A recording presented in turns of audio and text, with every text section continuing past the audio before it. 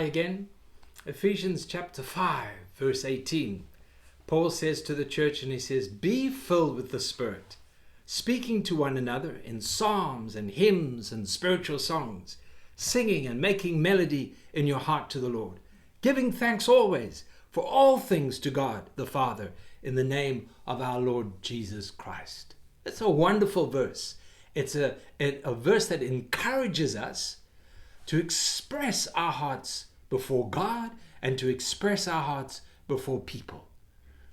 You know, one thing I've discovered is that in my Christian life, if I find people who are full of the Spirit, full of thanksgiving, full of praise, people who are positive about what God is doing in their life, in the world, when I find people like that, it's almost impossible to be negative in their presence.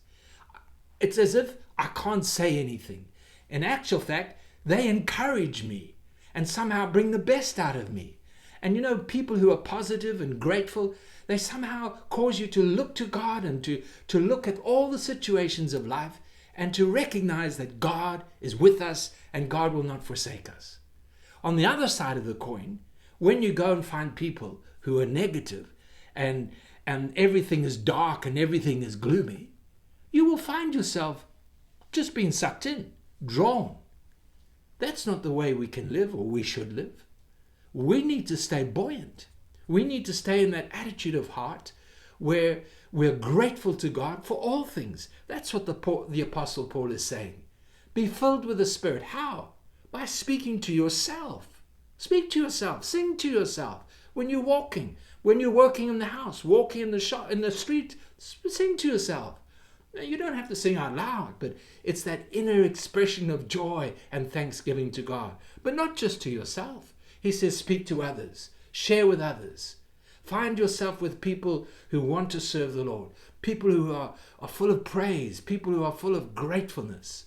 You know, you find people today that they're angry, they're bitter, there's prejudice, there's so much unforgiveness in their life. You spend time with them, you will be like that. You will get sucked in. I want to get sucked in by people whose eyes are on the Lord, who are grateful, thankful. And you know what this attitude does? It keeps my heart in a place where it's like ground that is broken and ready for good seed, for God to put His word in there, for God to put His grace in there, for God to work in my heart and my life. I become malleable, I become workable. I'm not a hard rock, but I am tender clay, broken clay, workable clay in the hand of the potter. How?